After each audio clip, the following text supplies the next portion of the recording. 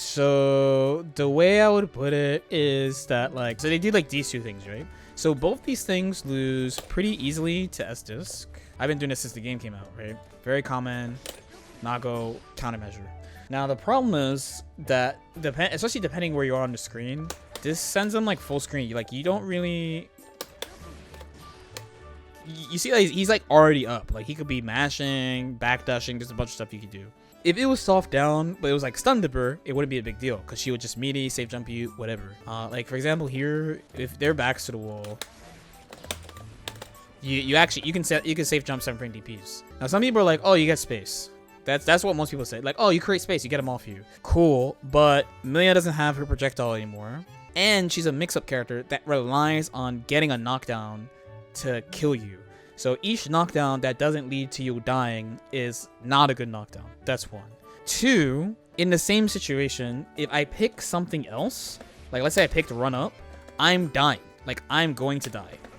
If I pick something else, I don't get there in time, I'm going to die. Like this leads into a combo.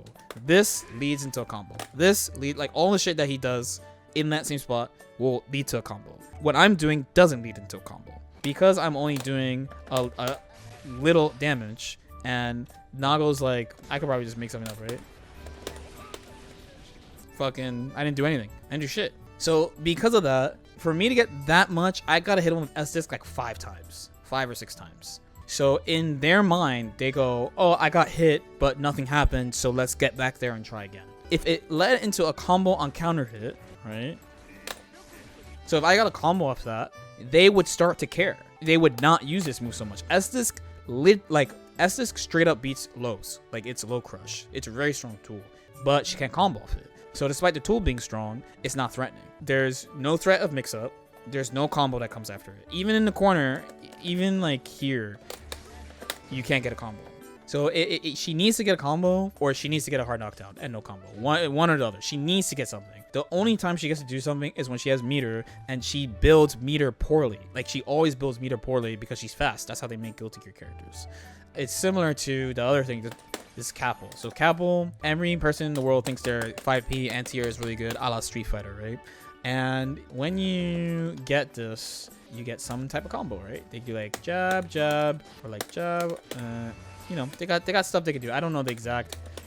Honestly, even like a gangster, like, you know, and then he goes OTG, like steps at you.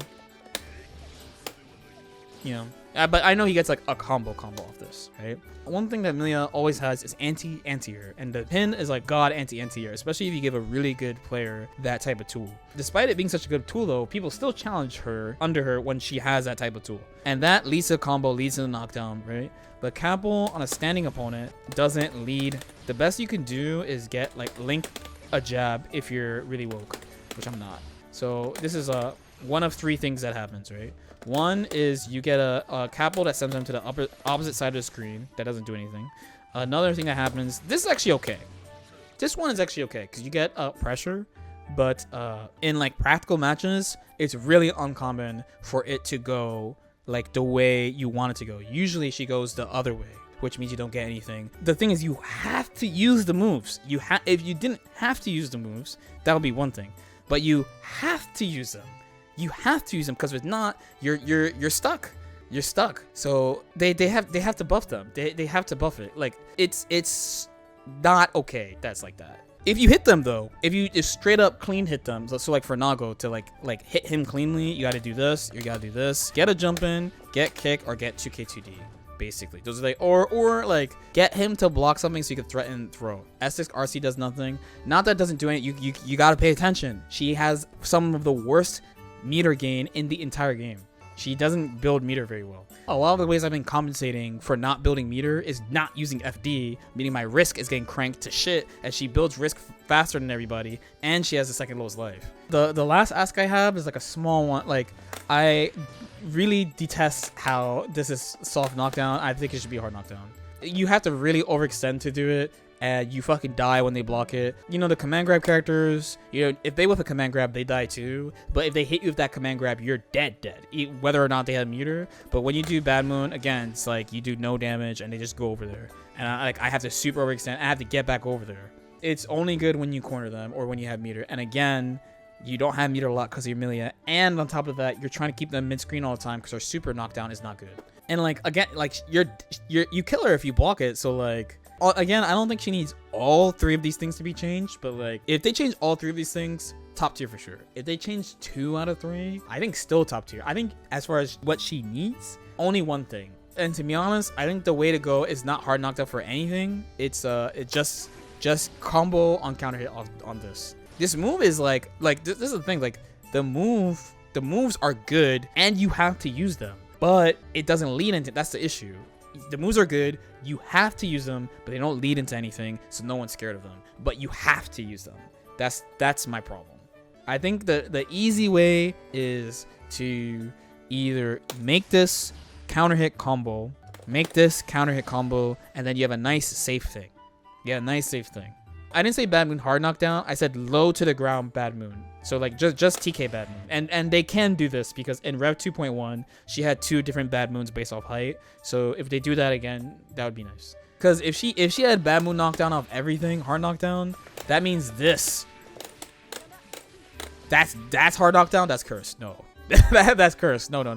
They don't change on counter hit at all. They're weak counter hits and they don't change on counter hit. So in tournaments right now, she's good but volatile. She's like really volatile because it's not just you have to play perfectly. You have to like, because you always have to play perfectly with Millia. You have to play like extra perfectly because you're hitting them with stuff that doesn't mean anything to the opponent and they don't care, so they're gonna come back at you right away. Or you're gonna get into that air position that because you need to create your offense from the air, and then you're like, oh shit, they're gonna anti-air me, so Cabal, and they're gonna just try again and again and again and again, like until they hit you. Like I feel like it's not feasible to be consistent with her in tournament, maybe, unless they change her. If you want the Estes combo, the main one I use is because I do it a lot from the main one I use is that, and you get the combo. There are people who do this. I think that's like hard and annoying, so I see the thing about people saying that about like the chat's like, we're so scared about making Millia good, but fucking Ino is top tier right now. Ino is top tier right fucking now. Villain LK plays Ino tomorrow. Like Ino is top tier right now, and she's a mix-up character. If you can't deal with this and this at the same time, neutral's obnoxious. All her normals are really good. 6P is godlike.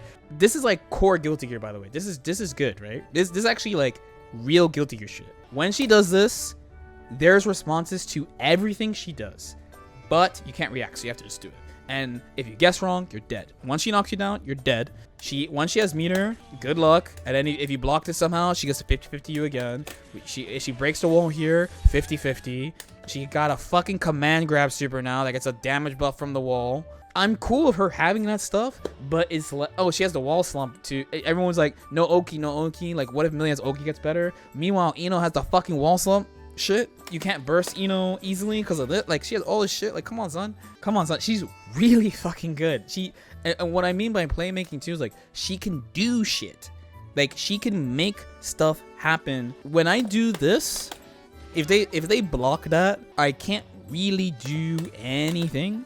You know what I mean? I have to do this, or I have to like do my jump H really low so I have time to confirm. When Ino does this, she gets to just, she gets to just do this. She could just do that. Like she can just act.